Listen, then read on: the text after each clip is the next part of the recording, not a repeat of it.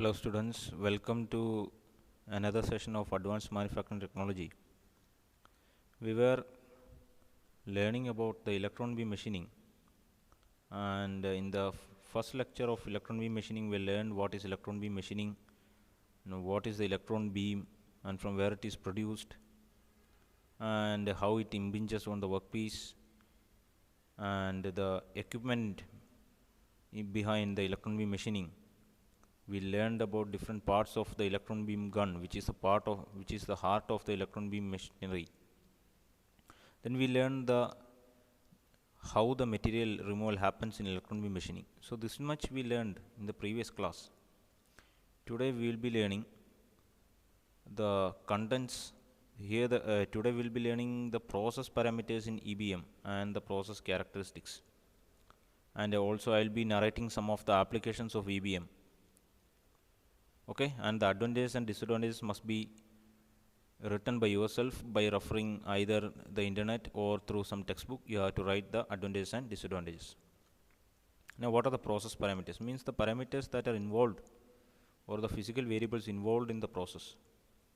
Main physical variables. Okay, here we have 8 numbers, which are the accelerating voltage, beam current, pulse duration, energy per pulse, power per pulse, lens current, spot size and power density. These are the 8 process parameters in EBM. So what is this accelerating voltage? Where is it applied?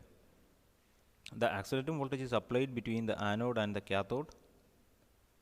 So if you take the cathode and the anode, I have already said there is a voltage or there is a potential difference between the anode and the cathode. This voltage is called the accelerating voltage. Why is it called the accelerating voltage? Because this voltage, due to this voltage, there is a rush of electrons from the cathode to the anode with very high velocity. So accelerating voltage is a voltage applied between the anode and the cathode, and its value is up to 100 kilovolt. This much voltage is applied so that there is a high velocity for electrons. And what is the second one? It is a beam current. Beam current is a current flowing between the cathode and the work material. So we know that there is a current that is flowing through the beam, and what is the initial and final position of the beam? It is from the cathode to the work material. So it is the current flowing between the cathode and the work material. Its value is from 250 microampere to 1 ampere. This is the range of beam current, 250 microampere to 1 ampere. Now pulse duration. So this pulse is given to the bias grid. Pulse is given to the bias grid. Here this is the bias grid. Pulse is given to the bias grid.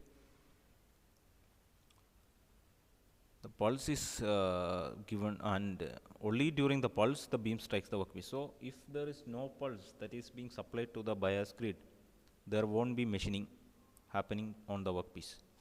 So only during the pulse the beam strikes the workpiece. Now what is its range of value? It is 50 microseconds to 50 milliseconds. Okay, and then we have the energy per pulse, which is in joules. It is given up. It is what is the maximum value of energy that is given? It is 100 joules per pulse. So a maximum value of 100 joule per pulse is even given to the electron beam machining to the workpiece in EBM. So first for our accelerating voltage, so this is voltage between the anode and the cathode, and value is up to some 100 kilovolt. Then beam current is a current flowing through the beam, and it is between the cathode and the work material, and its value is 250 microampere to 1 ampere. Then you have the pulse duration. It is given to the bias grid, and during the pulse, when during the flow of pulse only we have machining. Then its range is from 50 microseconds to 50 milliseconds. Then we have energy per pulse, which is 100 joules per second, and then we have the power per pulse. Power per pulse is similar to energy per pulse. If you have more energy per pulse, you will have more power per pulse. So these two are almost similar. Now lens current. It determines to what extent the electron beam is focused. Okay, let's see that. What is lens current? So let's consider a workpiece.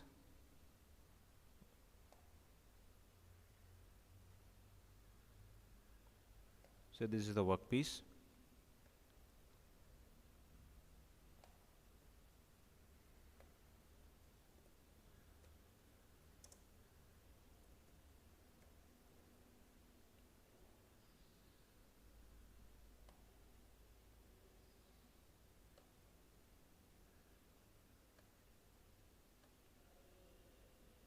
Now let's show the electron beam.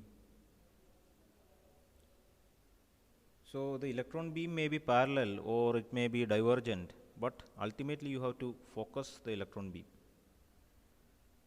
So this is the electron beam that is being focused. So you are focusing the electron beam. So what is this?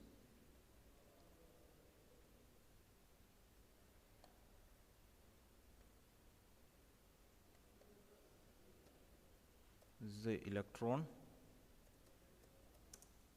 beam.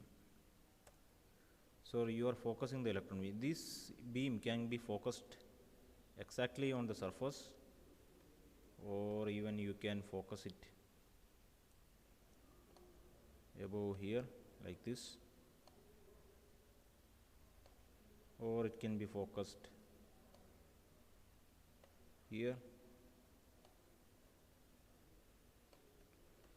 So you can focus it anywhere, and this is done by which part of the electron gun? This region, this one, which is the electromagnetic coil. It may be written electromagnetic coil. There is another name called electromagnetic lens. It has two names, electromagnetic coil or electromagnetic lens. So the lens current determines the extent to what extent the electron beam is focused. So it determines the focusing, or it commands the focusing of the electron beam. The location of focusing, etc., is determined by this lens current.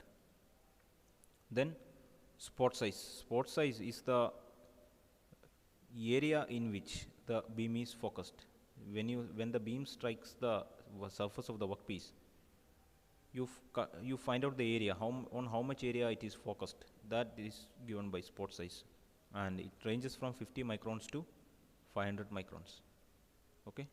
Then power density, it is the most important parameter, and it is a derived parameter, and it has formula like something like half me v square by pi d square, pi by 4 d raised to 4, and the power density is dependent on the spot size. If the spot size is since the spot size is the denominator, if the spot size is large, then power density will be small, and if the spot size is small, the power density will be larger. So these are the parameters. Which are those? The accelerating voltage, then beam current, pulse duration, energy per pulse, power per pulse, lens current, then spot size and power density. Then let's go to the process characteristics. So out of the 8 process parameters, the parameters that mostly affect the material removal rate are the beam current, pulse duration, lens current, and power density. These 4 are the most important among the process parameters. Now beam current. If the beam current is increased, energy per pulse is increased and leading to better MRR. So if the beam current is increased, how does it affect? It improves the material removal rate. Okay, because the energy per pulse is increased and leading to better MRR. Now what about pulse duration? Longer the pulse duration, higher the material removal. Longer the pulse duration, higher the material removal. But when using the longer pulse duration, it creates a larger HIZ, means the heat effector zone will be larger. If you use pulses of longer duration, the HIZ will be larger. Hence high energy pulse with small duration is preferred. Hence what is preferred? High energy pulse with small duration is preferred. Then lens current. It determines the size of the focus spot on the workpiece. It controls both the location of focusing. It also controls the size of the focus spot, means the spot size is also being controlled by this lens current. Okay. If the lens current is more, then the spot size is smaller. If the lens current is more, we have a smaller spot size, and the MRR is found to be more.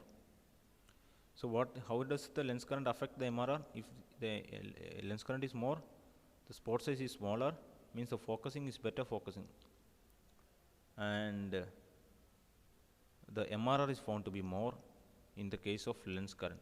Now what about power density? the most important parameter that affects the MRR, it is the power density, which is the most important parameter affecting the MRR. If the power density is more, the material removal rate is also more. If the power density is more, the material removal rate is also more.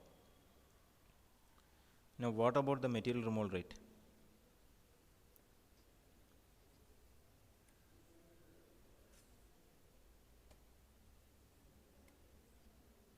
The material removal rate is 90 millimeter cube. So, what is the material removal rate? It is 90 millimeter cube per minute. So, material removal rate is found to be 90 millimeter cube per minute in case of this electron beam machining. And what is the tolerance? Tolerance is of some plus or the range of tolerance is from plus or minus 0.025 to plus or minus 0.005 millimeter. This much tolerance can be achieved using the electron beam machining. So, this much we have dealt with the process parameters and the process characteristics, and now we will go to the applications of electron beam machining. The applications of EBM are, the EBM can drill holes up to an aspect ratio of 100:1, and drilling of extremely small and fine holes are possible with the EBM.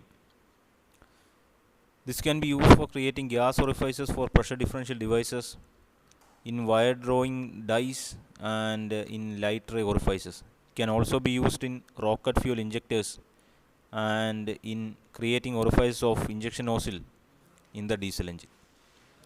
So, these are some of the applications of EBM. We will be dealing with another non-conventional process in the next session. Thank you.